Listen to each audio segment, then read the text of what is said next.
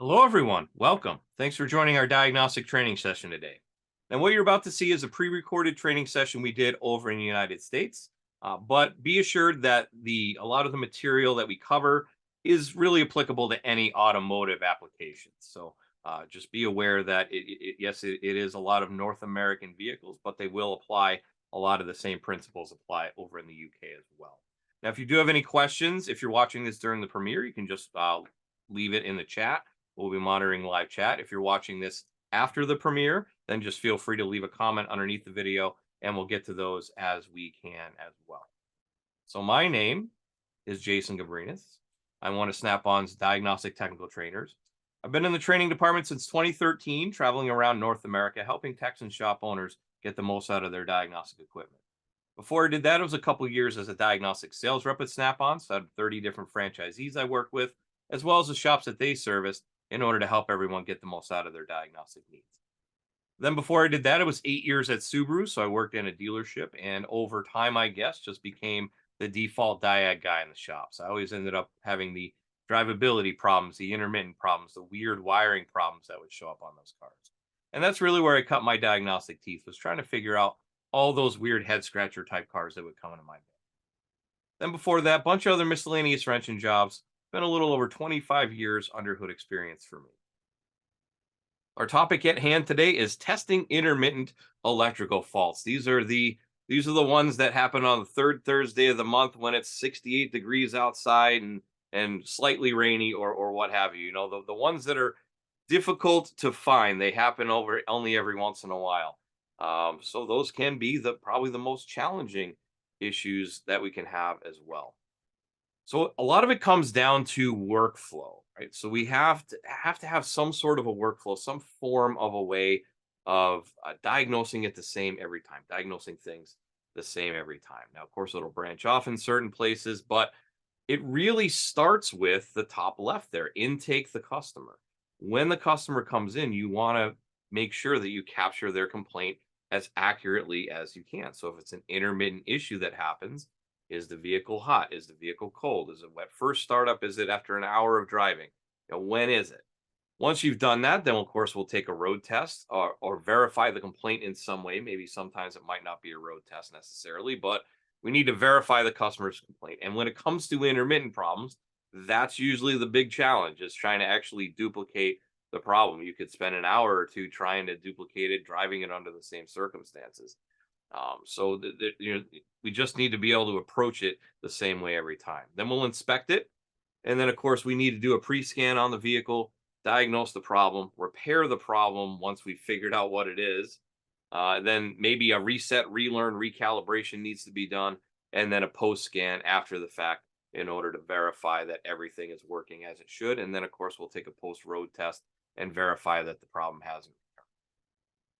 So when it comes to, as I said, intaking the customer, defining the problem is the important part when it comes to these intermittent problems. So what kind of problem is it? Is it a drivability problem? Is it a no start? Is it a noise? Is it a drivetrain? Is it an electrical problem? What we're talking about today, of course, is going to fall under that electrical problem. But an intermittent electrical problem could cause a lot of these other things, could cause a drivability problem, could cause an intermittent no start. An intermittent electrical problem could cause an intermittent no start. Noise, maybe. Drivetrain, possibly. More often than not, it's going to be some sort of an electrical problem, drivability problem that we are chasing with this intermittent electrical diagnosis. So a good rule of thumb is to use some sort of a customer interview worksheet. Now, this is one that I pulled from ShopKey that's readily available in there. You can print out. But the section that's most important, especially for intermittent problems, is going to be this section kind of towards the bottom. So what's the problem frequency? Does it always happen? Does it happen often? Does it happen occasionally? It's an intermittent problem. More than likely, it's going to be occasional. Usually occurs morning, afternoon, anytime. Engine temp, cold, warm, or hot. Vehicle speed, low, cruising, or high. What are the driving conditions during the occurrence? Is it short? Is it stop and go? Is it 2 to 10 miles? Is it more than 10 miles? Headlights on, AC on. All these different things are going to affect where you need to look on the vehicle. What are your driving habits? What is the outside weather doing when this happens? Is it cold? Is it warm? Is it dusty? Is it rainy? what's going on outside the vehicle as well. So once we have that information, we can at least start down a path as to where we might need to be looking, where we need to be going. We also need to determine what type of circuit we're looking at. So since we're looking at an electrical problem, we're dealing with electrical circuits. And if we have a problem in the circuit somewhere, that's where it's going to show up. So the different circuits that we're going to deal with on the majority of the time, we have the simplest one is a series circuit. So point to point, we have power come in from the battery here. We got the battery, we got the ground. The power comes out, lights up the light bulb, or makes the load operate. Might not necessarily be a light bulb, could be a motor, a sensor, something of that nature. Powers the load though, and then we also have a ground on the other side, and they kind of go together through the body or what have you. So if I have a break anywhere in a series circuit, whatever the load is, isn't going to work. So if I have a break on the power side, load doesn't work. If I have a break on the ground side, load doesn't work. So those are probably the easiest ones to figure out because it's point to point, and that's what it is. And there's no other outside influence, then it's somewhere within that circuit. Next one is parallel. So I'll have a power that comes out and it'll power multiple loads, and then they all have a common ground that they would also share there as well. So if I got power coming into all of them and then ground coming out, if I have a break in the line, say on the power supply side, before it gets to any of the loads, or I have an intermittent break in the line before it gets to any of the loads, all of the loads on that circuit will be affected. However, if we move the break somewhere further down the line and it's a parallel load, a parallel circuit, we have to think about, okay, well, this load works, but these two loads don't. So where is the problem in the circuit? Also, if we come here, maybe it's a little bit further down past this branch, but now on the power supply side, it's broken there. So this one load doesn't work, but these two other loads that share that same common power work. So you just need to, first off, you need to look at the circuit design and see what type of circuit it is. And then we need to determine, okay, what on that circuit works or does not work when we have this problem. Maybe it's all of them, maybe it's some of them, maybe it's only one of them. So with that, you can then determine, okay, where in the circuit do I need to look? Another example circuit is a series parallel. So we have a series circuit up here at the beginning, and then it flows through these other parallel circuits as well. So it flows first through that, and then these that branch off and share. So once again, if we break it before that, doesn't work. We break it after that, before we get to the parallel branch of the circuit, still won't work.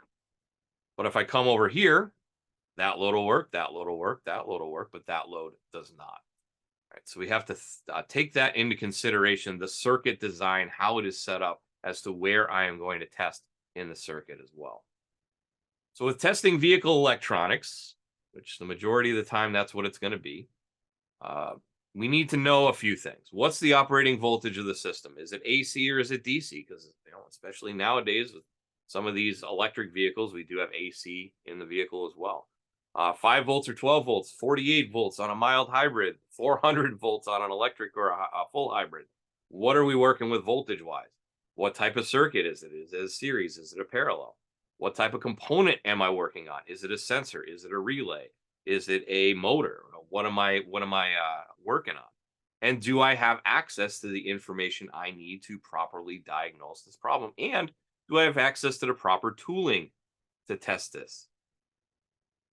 So first and foremost, wiring diagrams. Those are very, very important when we're dealing with intermittent electrical problems, because this will give us the lay of the land. It'll tell us where everything is in relation to each other on the circuit. So for example, this was off a Ford Explorer that we did a case study on. And depending on where the break is in this line, these sensors share a common 5-volt reference line.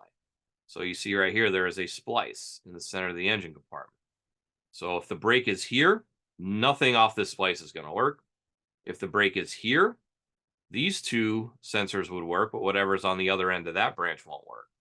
If the break is here, then this one won't work, but these two will. So we need to understand this is a parallel circuit because we have these this branch right here where they branch off and it feeds multiple things. Now on the other page, I didn't print out the other page, but on the other page, maybe there's another thing in line. So maybe it's a series parallel circuit. But when I'm looking for, maybe I have an intermittent issue with the throttle position sensor, maybe the problem's in here if I'm not having a problem with the other sensors hooked up. Also, having component testing information is key. So in this case, this is a crank position sensor. So how does this particular crank position sensor work? Because there's multiple different types. It's a variable reluctor sensor in this case, proportional to engine speed. It is a crankshaft mounted trigger wheel. That's 36 minus 1 sensor ring mounted to the crankshaft. The missing tooth is used as a sync signal for coil firing. Provides base timing and crankshaft speed RPMs to the powertrain control module PC. So that is, and that's on that same Ford as well as Ford Explorer. So we can see there's a negative and a positive, and that is an analog signal in that case. What type of component are we working on? What type of component are we trying to diagnose this problem with? So is it a signal generator? Is it a voltage generator, a frequency generator, a magnetic field generator? Is it a solenoid? Is it a switch? Is it a relay? Is it a thermistor? Is it a motor or an actuator? They're going to have different properties with them that you need to also understand and wrap your head around when you're trying to diagnose it. So for example, say a solenoid, right? So if the solenoid isn't working, is it on the power supply side and it's just not letting it through, and internally maybe the solenoid has a problem? Or is it on the, I'm actually referring to that sort of thing. Is it inside? Is it broken? Or is it power? Or is it ground? What is not working? Because the break in the line, the intermittent problem could be in the solenoid too. If it gets too hot, it could be a problem. If it's too cold, it could be a problem inside a solenoid. Same thing with relays. Is it the control side of the relay? Or is it the side of the relay that actually does the switching? So you need to understand those types of things as well. And also, how do we know a circuit can carry a load? Let's think about this. So if we connect an ohm meter, if I'm just using an ohm meter to diagnose electrical problems, which it has its place, but it definitely shouldn't be the only thing that you're using to diagnose electrical problems, because it does have limitations as well. So if we connect an ohm meter to 130 strands of copper wire, what do you think the reading would be? Just assume that there's no other issues with this wire, and what would we see for a reading? Well, most likely it's going to be pretty darn close to zero because we have continuity. Everything's through there. Minimal, if any, resistance in the wire, depending on how long it is. So if we connect an ohm meter to that, say it's a battery cable to a starter, should be zero. What if I take one strand of that copper wire out and put an ohm meter on it? What am I going to get for a reading? Well, it's still going to be zero, right? Or pretty darn close to zero, because it still has continuity and all that. But with that, do you think that one strand of wire is going to be able to carry any sort of a load, at least enough to start a vehicle? For sure not. And if I have a frayed wire somewhere, which oftentimes can be an issue with an intermittent problem, can be frayed, it can be intermittently shorting out to something or rubbing on something. That's fairly common, actually. So don't rely on just ohm meters, because it could still lie to you. Well, it's not really lying to you. It's telling you what the problem is, or it's telling you what the resistance is in there with the ohm meter. It's gonna tell you what the resistance is, but it's not going to tell you whether it can carry a load. So how about a voltage drop test? That is a very useful test in order to find out where in the circuit the problem may be. So we're going to take our meter, a voltmeter, and we are going to check with the voltage drop. So poor corroded connections may cause unwanted or excessive resistance. We see we have this little green resistance there. This can affect the accuracy of sensor inputs and outputs. Excessive circuit resistance can also cause circuit components to operate poorly or not at all. So circuit resistance causes voltage drop below normal. Circuit resistance before or after an electrical load can cause electrical problems, much like these intermittent problems. Measuring the voltage drop across the circuit is a method of checking circuit resistance. Connect the tool across the suspected area. So I'm going to take and put my voltmeter, I'm going to put a positive at the battery, and I'll put a negative somewhere along the line to find out where it is. Circuit has to be live, and the component or load must be energized for the voltage drop to be measured. So maximum voltage drop that you would want to see, or anything above this, would be bad. High current positive, 200 to 500 millivolts. High current negative, 100 millivolts. and PCM circuits 50 millivolts on light gauge wires, low current 90 to 100 milliamp, 100 millivolts, and then solenoid switch contacts no more than 300 millivolts voltage drop. So in this case, we see from here to here, the voltage is only 0.01, so that's well within spec where it needs to be. But if I move it on the other line, we see that we have 1.03, so that's a 1 volt across the board there. So we can see that that's an issue.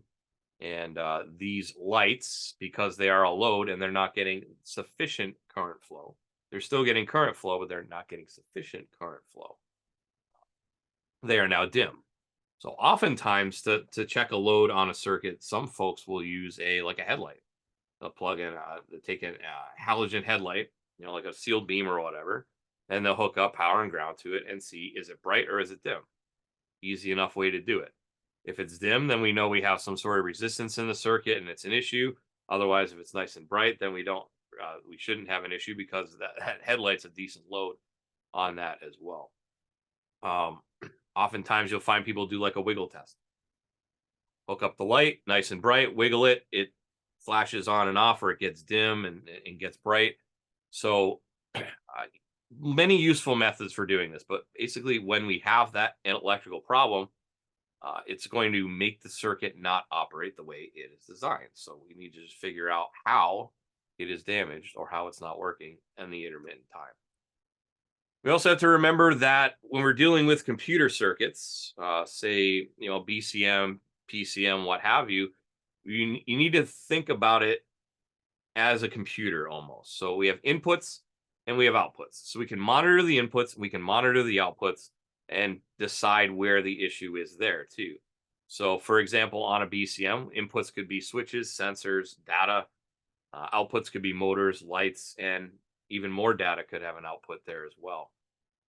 So let's think about like a window motor, right? Window motor, old school window motor. Back in the day, right, we would have power come in and we have a switch and then we have relays, window down, window up in this case. And then when it closes the relay, it moves the window either up or down. And it's a very analog process, right? We push the button, it flips a switch, which flips a relay, which then sends voltage to the motor and tells it which way to go up or down. So depending on where the voltage goes, if it goes on the up or the down side. On a newer vehicle, though, you'll see now on this left rear window switch on this vehicle, there's a logic board in there. So it has network communication that comes in, door to jar switch, in this case, battery, grounds, up and down controls. And then that, depending on how this logic board decides, will move that window up or down with that. Sometimes it can be even controlled over a LIN bus. So in this case, there's a LIN bus that comes off of the body control module and it goes over to this left rear window there. So it's the switch sends a signal to the body control module. The body control module then sends a signal over to the window, and then the window motor assembly logic board tells it to go down.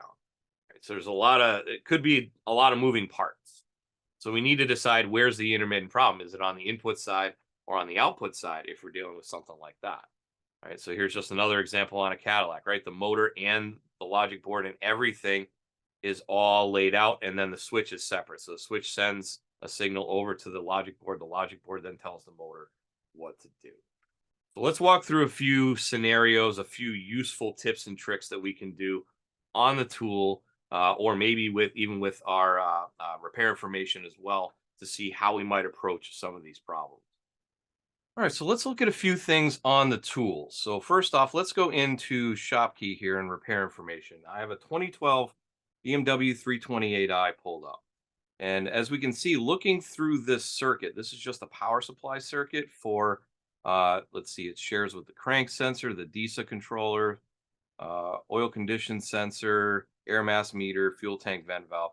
All of those are on this same one power supply circuit. There's also a connector here in the middle. And then if we look, there's another connector here, and then this goes right to the fuse panel. So there's a fuse there, and then that powers all of these things. So depending on where my problem may be, maybe I have an intermittent output on the crank sensor, for instance. Maybe it works sometimes and sometimes it doesn't. Well, maybe the problem could be in this line. Or if the crank sensor and the oil sensor are giving me trouble, and one of my variable valve motor, the DISA controller there, is giving me trouble, then maybe my problem's over here. So being able to narrow down where your problem actually is a big help. Another thing to look into is, since it's going through multiple connectors, pin fitment, pin tightness is important on some of these things too, to try and find where you might have a problem. Doing a voltage drop test throughout that is also helpful. Like we said, go across here to another page. We'll see there's a splice here, and goes through a connector, and then there's a splice here. There's a multi-splice in this section that covers the Vanos system. So we got the exhaust cam sensor, intake cam sensor, Vanos solenoids on both sides, and then the map thermostat as well. And the electric cooling pump all share power coming from this section. So if I'm looking for a power problem on the vehicle and multiple things have failed, or multiple things are intermittently uh, coming in and out of problems, then that might be where to look. So you always want to make sure you look at the wiring diagram first, because oftentimes they'll share power across the board. Maybe it's a 5-volt reference or a 12-volt in this case. You can see that across the board that they all share. The other side of that coin, though, could be, we can go into, let's see, I have the Silverado here that we can look up. And in there, I was looking through the bulletins, and we will see prevent T gas. Okay. So if we look through the TSBs on this, there are bulletins in here relating to, if we go say body electrical, right? There's a really interesting example right here. No crank with these DTCs. And this is a problem with shorting out on the stator in here. So you can see if there's arcing on there. You could see that could cause a problem. So that could be an intermittent issue with the charging system. Come back over here, and there's another one. Let's see, intermittent malfunction indicator lamp with this DTC. So that's, once again, it's called out as an intermittent problem, 2018 and prior GM passenger cars and light duty trucks. And if we go down here, any 5-volt reference DTCs are set, refer to the trouble code itself. If they're not set, proceed to step 3. And then it says inside the harness, the condition may be caused by water intrusion into the instrument panel to body harness connector, which carries the APP sensor signal. So it actually it sets a accelerator pedal position sensor code intermittently, also intermittently turning on a check engine light. So that sounds like a very intermittent problem that you would have to find. So checking TSBs will be a big help sometimes, depending on what your intermittent problem is. They may call it out directly as to what that intermittent problem is. And then there was a third one in here too. Let's see. Yeah, for multiple misfire codes, right? So misfire codes and CAT codes. So in here, the problem is a ground terminal. So the ground terminal can be either on the front or the back of the head, depending on what vehicle we're looking at. But there's a ground strap, and that can have problems with it too. Numerous problems also reported on V8 truck engines in GM with where the harness might rub on the back of the intake manifold as well. So that would cause an intermittent problem. If it just rubs up, it causes the intermittent problem. It stops rubbing, it goes away. So multiple ways to look through this. Look through your repair information. The TSBs, wiring diagrams can give you a lot of good information depending on what you're dealing with. You just have to approach it logically and kind of narrow it down as to what the issue actually is. Another way we can get information is if you have one of our tools with a lab scope in there, you can go to guided component tests. And in here, in the classes, not even necessarily in a vehicle test, but in the classes under how to, we can go in, and there are multiple different things we can look at. So we can look at things like, let's see, electronics classes, just general electronics classes to learn a little bit more about it, electronic components. There's another one down here on voltage drop diagnosis, right? So it's going to walk you through different things. So an example of, what you're going to see when you do a voltage drop test, and they'll give an example for a headlight, starter, charging system, and then other hints and tips for testing are in here as well. So there is a lot of information where you can study up a little bit more on this topic than what we've covered today. And then here's just an example test as to where in the circuit, find the voltage drop, and then find the problem. So those are some really good examples right there. Also, we need to make sure we're using the right tool for the job. So as I said earlier, sometimes a meter will work good for it. Other times you need something a little bit more than a multimeter in order to check. So for example, let's go into our scope multimeter on the tool here. And first one I'll pull up is the digital multimeter. So this would be very much like your volt ohm meter. It's the same type of principle. So we'll go into volts DC. And if we look at the signal I'm measuring, it says 5.01 volts. Now that's great. But I will tell you right now, I'm looking at this, reading the voltage, and it's really not changing much, 5.01, 5.02. I have an intermittent dropout happening right now with my sensor simulator here, the signal generator. I know there's a dropout in there because I put a dropout in it. So if I was trying to catch an intermittent glitch just using a voltmeter, not going to work. Now, if I do have, say I needed to, maybe I had a larger glitch where we kind of did that. I just unclipped it real quick for a second. So it drops down to like a couple tenths of a volt. It doesn't drop down that much just for really a longer length of time opening it, because I can't open and close this as fast as the glitch is going to happen. But as you can see, it does drop down. It'll catch it a little bit. You'll see a couple tenths of a volt drop, maybe something like that. Now, if I wanted to really see what's going on, we have two other options. We can go in under graphing multimeter and do it this way, volts DC, and then we can see that, yes, there's a dropout every so often in here. And it's like I said, it's on a voltage signal generator. So it is happening at a regular pace, but we can see there is a dropout. And that's just by graphing it. And the graphing will react faster than the multimeter. We want to go even faster, though, and catch even shorter things that we may need to. We can go into the scope and do it that way.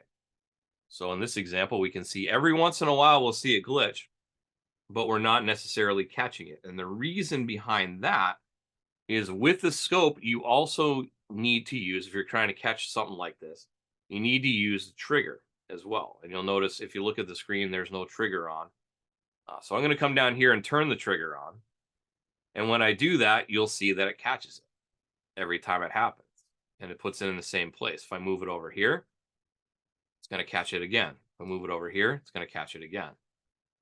Now, there are two different types of trigger that we use on the scope as well.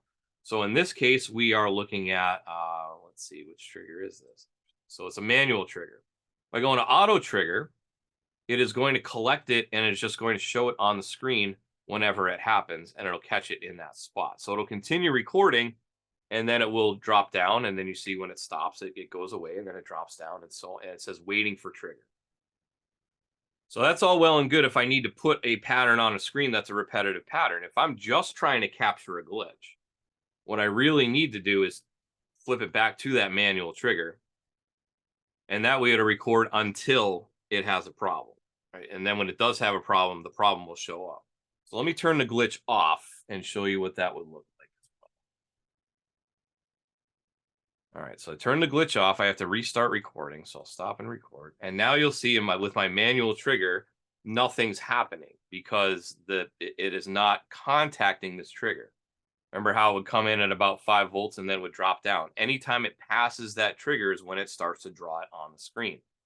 So now I will introduce a glitch into it, and then we'll see what happens. So I could just be recording. You might not think anything's even happening because you can't see the voltage on the screen. But if I just really quick unclip it, we can see that it catches it on the drop, and then it freezes it on the screen.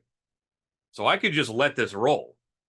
I could let this roll for if it's a problem that happens maybe once an hour or something like that. I could just let it roll.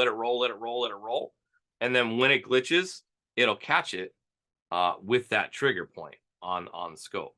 So in this case, I'm looking at a 5-volt signal, and I'm trying to catch it glitch into ground.